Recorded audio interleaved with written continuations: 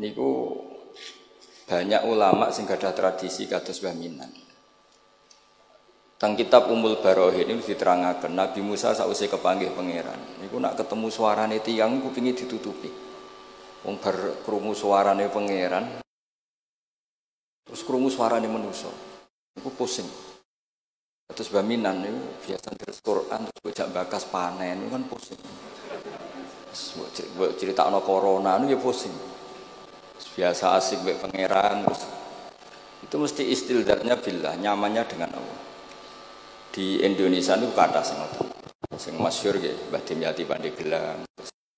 Wonten alhamdulillah wonten Mbah Minan. Kula gadah pernah mbah angsal pernah mbah kula namine Mbah Nur Samsu. Kanca beliau di Mekah. Iku termasuk ngriwayataken dawuh Mbah Minan. Saku iku kang wis ra urusan ambek wong wis pokoke aku ngaji disalahno wong akeh lah sementing aku ngaji Quran. Terus kula alhamdulillah termasuk orang yang pernah diberi kesempatan sowan beliau di kamar beliau dan saya tasyarruf sekali merasa mulia. Karena khazanah itu memang ada. Terus kalau cerita sekedap para tamu di Mbah Minan kalau dengan logika saiki wong lagi muhadasah mbek pangeran munajat. Munajat waos Quran, khatam. Kemudian jenengan ganggu nganggo kalam-kalam adami. Niku nggih cara hukum tirakat niku nggih batal kados salat niku nek omongan adami niku batal. Dados kathah orang-orang yang punya pilihan seperti itu, wahsyah, merasa ndak nyaman dengan makhluk. Ketika kula bahasakan mendengar suara Tuhan itu tentu ini menjadi masalah dalam kitab tauhid karena laisa fi harfin wala sautin. Tapi ini mumpun jadi istilah dados istilah umum hatta yasma'a kalam Allah. Kula cerita tentang Imam Syu'bah. Imam Syu'bah niku lam yusfrah lahu firasun khamsina sana. Beliau itu enggak pernah lemean 50 tahun. Dan beliau khataman itu 24.000 kali. Bisa sampean bayang. Dan itu seringnya diwuduin wahid kados Sayyidina Utsman niku khatam Quran ngger badha Isya niku witire namung sak rakaat. Sayyidina Utsman itu satu-satunya sahabat kalau witir namung sak rakaat. Tapi sak rakaate Sayyidina Utsman itu khatam Quran. Nah kita alhamdulillah saged niru sak rakaate. Nggih hebat. Kalau nate ngaos kitab Fathul Bari Saraipun Bukhari, ada kelompok tertentu yang mengkritik kita karena sering khatam deres esok, khatam sore, atau deres esok, khatam duhur. Bahkan yang profesional semaan kadang dirong cakepan, duhur khatam, pindah terus nggih macam-macam lah wong kathah. Iki di sepuro pangeran. Sing jelas nak hasilnya lumayan di sepuro bojo lah. Kalau ada konco hafid itu pegawaiannya sama, anu nak cerita niku sampai apal deh, nak wong belah sakmene, nak wong desa sakmene. Aku nak diundang wong desa susah ra karuan. Tak takoki lho kena apa? Beda Mas nak ndang kula Mas. Tak pikir beda niku napane ngono. Ternyata nggih niku sing. Niku sing mboten pati top-top. Nah, sing top-top niku khatamane mbek pangeran. Lah lucune niku sami. Sing payu ning desa ning belah yo nyuwun sewu yo duwe hasil. Tapi jenenge rezeki perhitungan niku jumlahe nggih terbatas. Tapi nek sing khataman teng kamar ngoten niku mboten terbatas, wong niku langsung hubungane mbek pangeran. Dadi sampean sering semaan mbek Baminan, semaan mbek pangeran, mesti keramat Baminan semaan mbek pangeran. Mergo sampean kontrak basari, kontrak injek manusa. Sik ro bedane wong belah pejabat ambek wong desa. Kanca kula sakniki mboten purun semaan, gara-gara krungu debate. Niki kisah nyata. Cara sing lanang niku 50.000, zaman niku tahun 9 berapa. Cara sing wedok niku 20. Debat terus dipadakno. Wong macul wae mau 20.000. Pemenah iki semaan ning jero omah, dadi 20 wis cukup.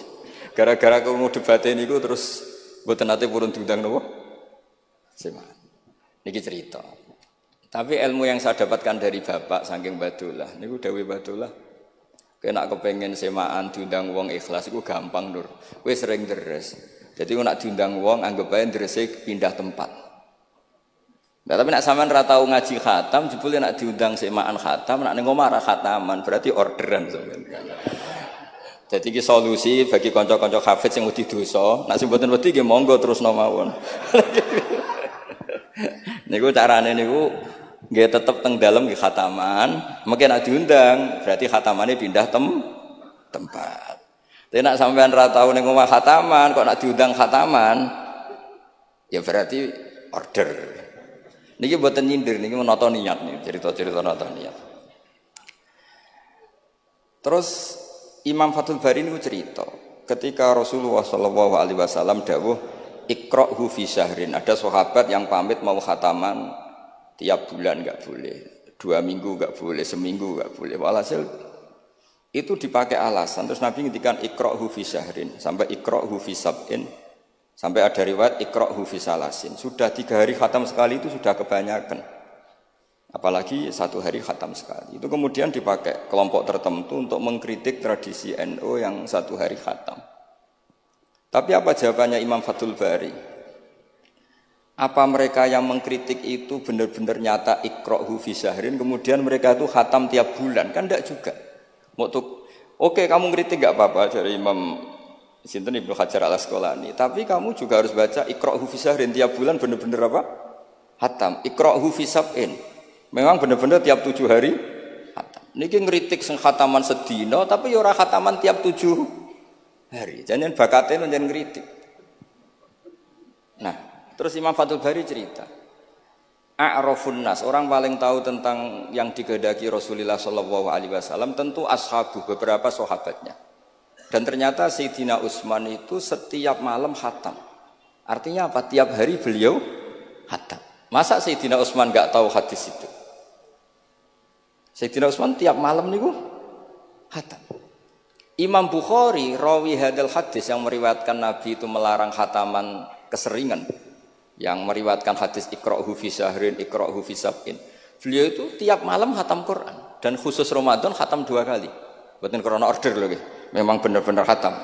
Jadi pagi khatam, indal iftar, nanti khatam lagi sampai indas sahur. Sehingga terus mulai sanad kula dugi Mbah Dolah, dugi Mbak Arwani sedanten lewat orang tua saya, lewat guru-guru kita. Khataman tiap hari itu enggak punya akibat apa-apa. Karena itu ahwalu masyayikhina, itu sudah perilaku masaya-masaya kita. Terus niki yang perlu saya ungkapkan. Kemudian orang-orang yang kayak Mbah Minan itu ngalami toyul wakti. Gurunya Imam Sa'roni namanya Ali Al-Mursifi. Ini cerita tentang Sirajul Qori, saraipun Mandumah Satibi.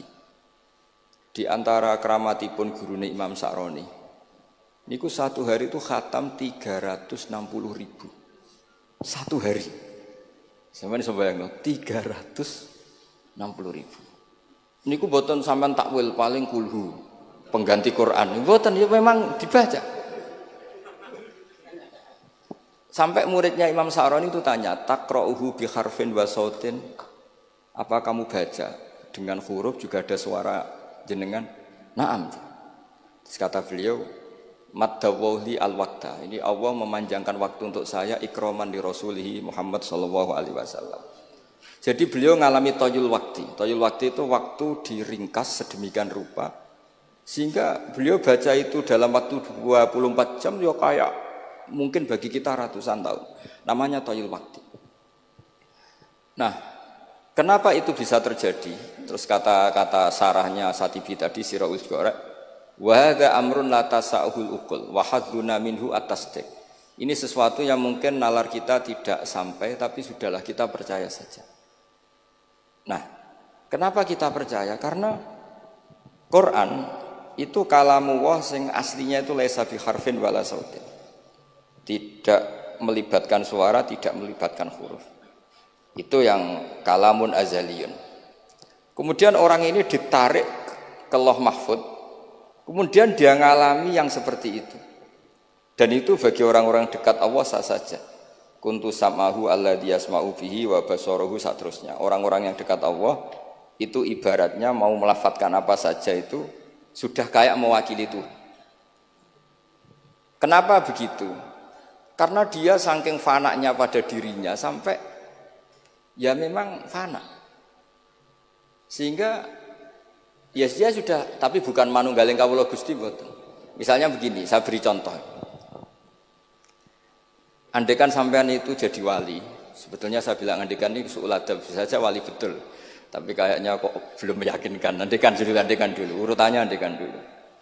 Kalau sampean jadi wali, itu enggak tahu bedanya antara ayam itu melahirkan telur atau telur lahir dari ayam dengan ayam itu lahir dari batu.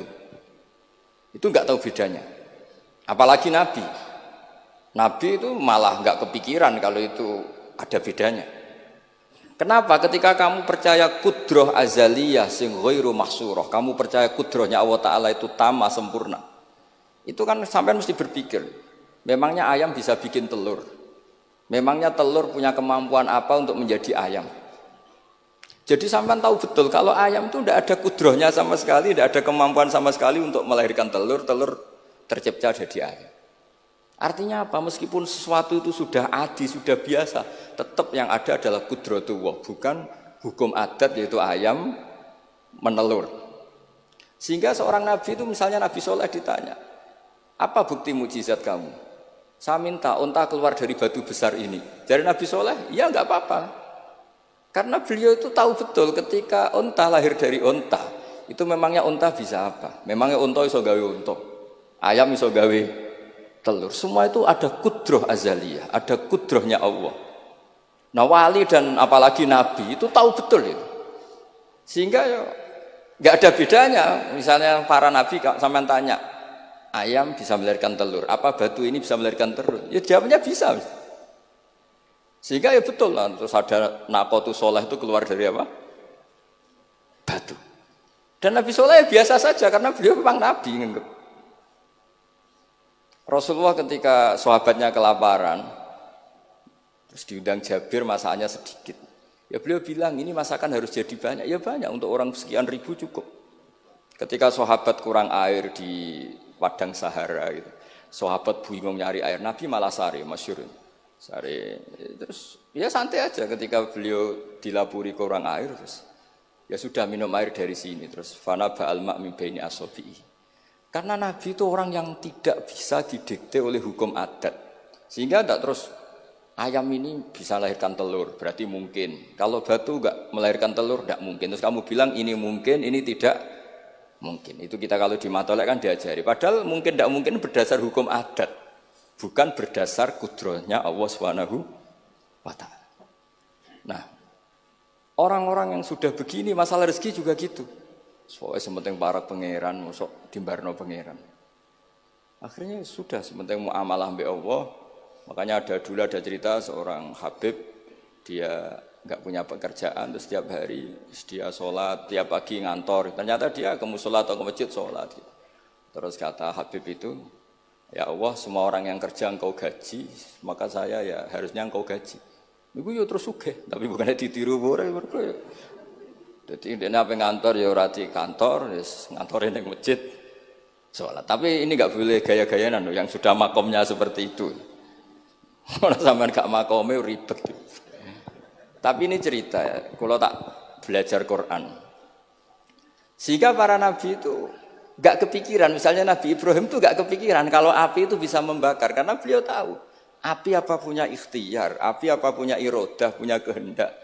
Api apa punya cara yang diinginkan api itu untuk membakar saya kan tidak juga, dia benda mati. Pasti itu murtangan Allah. Sehingga ketika beliau mau dibakar ya santai aja. Beliau nggak tahu bedanya di sana sama di sini. Semua nabi itu begitu. Ma kunta tadrimal kitab walal iman. Makanya semua nabi itu rata-rata ummi itu ya pokoknya sudah begitu. Makanya disuruh berdoa ya nggak mau. Kata malaikat Jibril, saya Jibril untuk nolong kamu. Tidak, saya tidak butuh kamu. Maksudnya kamu ngomong, nanti tak sampaikan ke Allah. Allah itu sudah tahu tanpa kamu. Hasbi min su'ali ilmuhu bihali. Itu Nabi. Nah, Rasulullah Muhammad SAW juga sama. Ketika mau perang Badar, itu kan musuhnya itu 1000 lah kira-kira gitu. Sahabat itu 300. Terkenalnya 313 sama dengan Ashabi apa itu? Tolut itu. Apa itu? Waqatala apa Daud itu, Ashabi Daud itu. Itu Nabi ya santai saja. Padahal itu pedang satu dipakai orang 10. Sampai bisa bayangkan perang pedangnya gentinan. Tidak bisa kan? Tapi Nabi karena diutus Allah ya jalan saja. Dia santai. Karena bagi Nabi itu nanti ada kudratullah. Betul. Ternyata perang musuhnya 1000, musuh 300, yang satu perlengkapan lengkap, yang satu gentinan pedang. Perang yus. Dibaca sik nyelip pedang kalau musuh kan yur gak iso bayangno.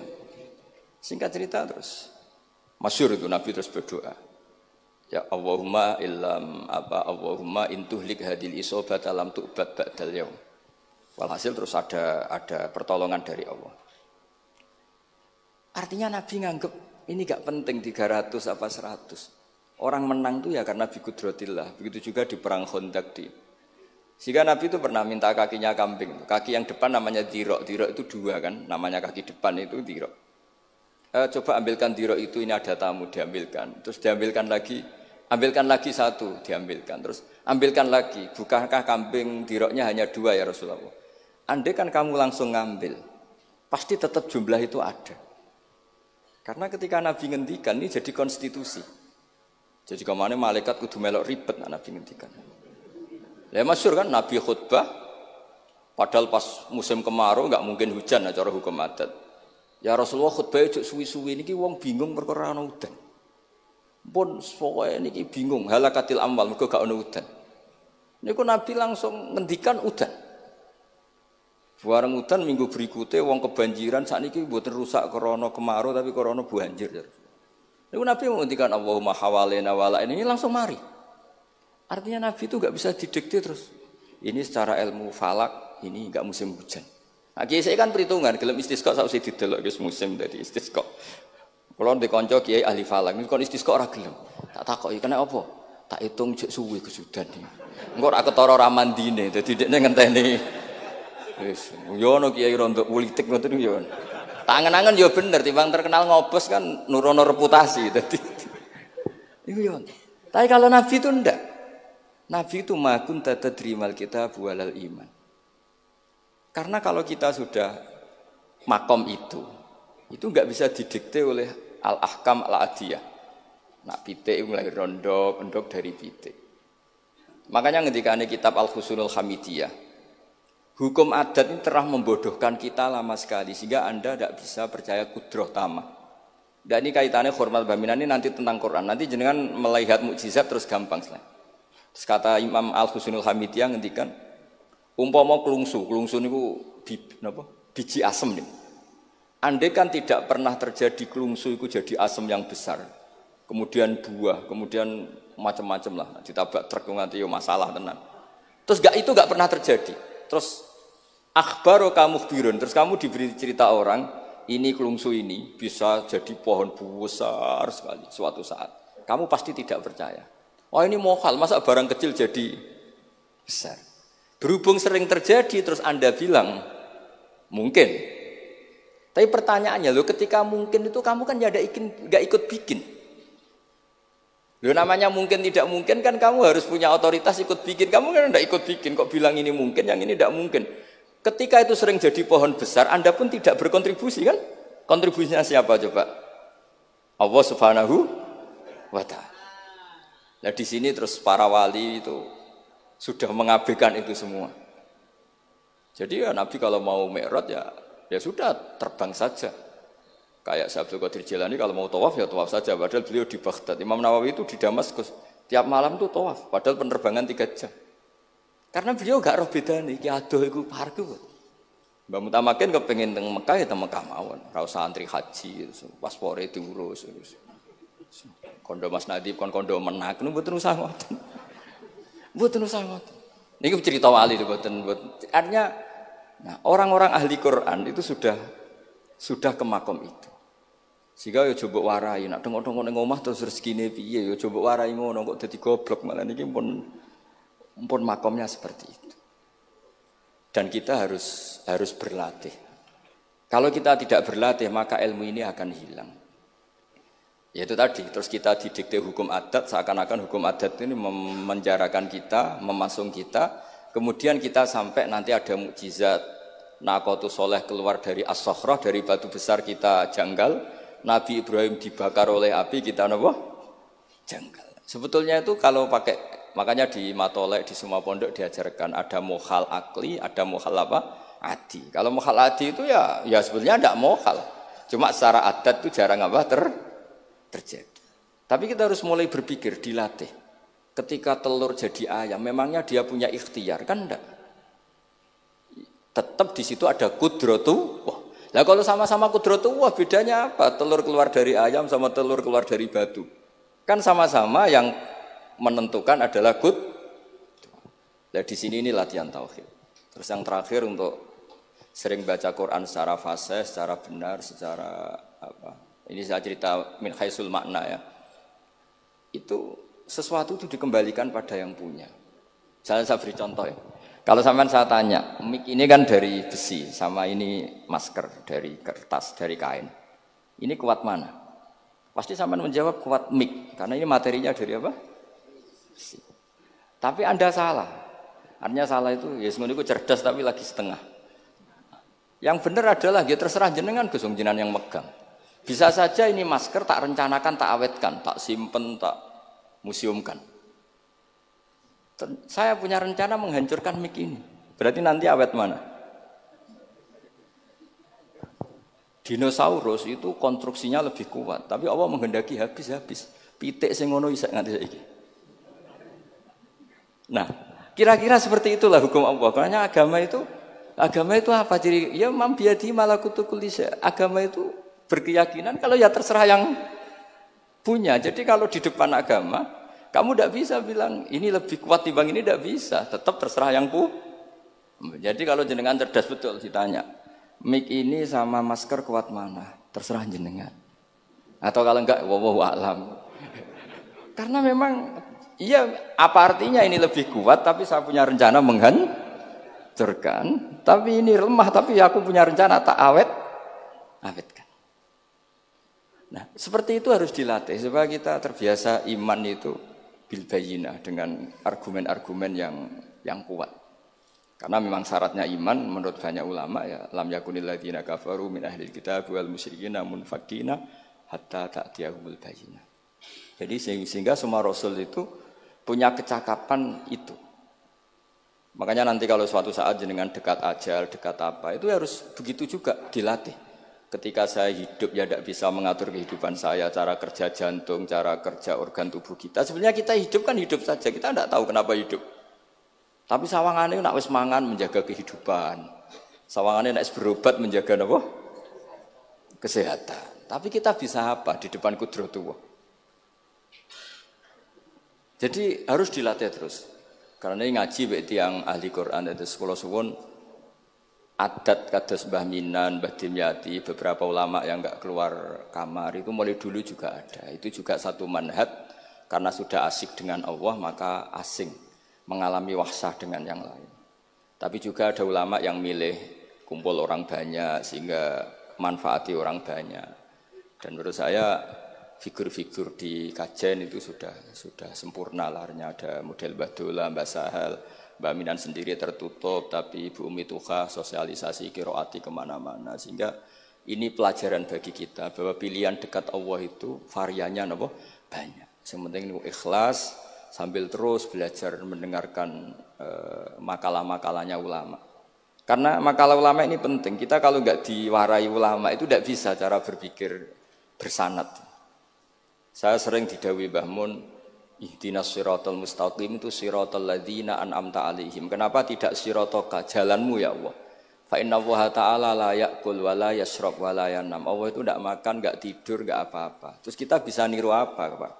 Tapi kalau siratal ladzina an'amta alaihim artinya thariqullah adalah dengan mengikuti orang-orang yang telah diberi nikmat. Jadi kita niru Mbah Dola, niru Mbah Arwani, niru orang-orang baik. Karena kita enggak bisa niru Allah. Makanya setiap Allah cerita orang kebaikan, cerita kebaikan itu pasti cerita aktor-aktornya. Ulaikal ladzina an'ama Allahu 'alaihim terus minan nabiyyin. Terus itu aja diceritakan keluarganya min dzurriyyati Adam wa mimman hamalna ma'anu supaya orang itu hormat sama leluhur. Saya kenapa cerita Mbah Mutamakin bukan tafakhur bin nasab bahwa kita soleh begini tuh barokahnya doanya orang-orang dulu min dzurriyyati Adam wa mimman hamalna ma'anu. Masih diteruskan wa min dzurriyyati Ibrahim wa Israil. Baru soleh secara umum yang tidak perlu nasab wa mimman hadaina wajtabaina. Jadi Allah menghormati nasab sampai seperti itu. Sehingga rata-rata orang-orang soleh itu ya babahnya soleh. Mosok turunane sing wakaf masjid, sing kiai puluhan tahun, kalah mbek wong sing dadaan dadi kiai. Yo ketoke ora pati fair ngoten. Niki mboten kok urusan kula fanatik nasab nggih. Tapi tetap ini bisa jadi kiai karena melok partai wa mimman hadaina wajtabaina. Tapi yo ketoke yo pantese yo rada antri lah, aja kok ngarep nemen-nemen nak. Ya masuk terus misalnya ora tau wakaf masjid, ora tau wakaf tanah, ngerti-ngerti kepengin mimpin. Sing masjid iku nyunatno maulid, nyunatno dibak, ndekne mimpine ku ngaramno maulid kalau dibak. Ya nak ngaramno iku nggih masjid dhewe, aja ning masjid iki kan ngoten kira-kira. Terus Allah itu saking reganine tiang-tiang soleh dulu itu sampai ketika cerita orang baik itu pasti cerita mbah-mbahnya. Wa kana abuhuma sholihah. Ketika ada orang diperhatikan Nabi Khidir itu pertimbangannya wa kana abuhuma sholihah. Itu dalam kitabnya Said Muhammad, abuhuma itu abuhu as-sabi'. Jadi bapak yang ketujuh dari Hulam ini, bukan bapaknya pas. Kayak Mbah Mutamakin sekarang sudah turunan ke berapa, tapi barokahnya sampai sekarang. Jadi selalu ada cerita itu. Makanya disebut ta'allamu ansabakum matasiluna bihi arhamakum. Kamu harus kenal nasab-nasab kamu supaya kamu bisa menyambung rahim-rahim kamu. Kemudian nasab yang gen ini khusus umatnya Rasulullah SAW, alhamdulillah ditambah nasab sebab. Jadi misalnya para habaib itu jelas mulia sekali karena dzurriyyah bad'ah min Rasulillah. Kemudian ada nasab bisabab, yaitu karena iktidak bisunnati Rasulillah atau karena ngaji atau karena ilmu. Ini disebut kullu nasabin wasababin munqati'un yaumal qiyamah illa nasabi wasababi. Sehingga ada orang yang benar-benar ahli bait karena gennya kayak Sayyid Hasan, Sayyid Husain, tapi ada orang yang diaku keluarga Nabi karena amalnya kayak Salman Al-Farisi ketika beliau punya ide cemerlang di Khandaq, Nabi memujinya dengan apa? Salman minna ahlal bait. Jadi niki artinya gini, jenengan meskipun tidak keluarga Mbah Minan secara gen karena yang keluarganya ya tentu Mas Fatah dan saudara-saudaranya, tapi kita bisa menjadi keluarga beliau karena amal dan karena mahabbah. Nggih ngoten mawon nggih sing ndonga ya ampun kula lah. Wis nurut mawon daripada niki bentrok nggih ribet. Wow, nak gak nurut itu Mas Nadib terus dikerano banser ning pun teng kanan kiri niku ribet niku panglima tertinggi napa? Udah kewakili, udah ketuane tapi semua yang jelas saged meremot. Nggih.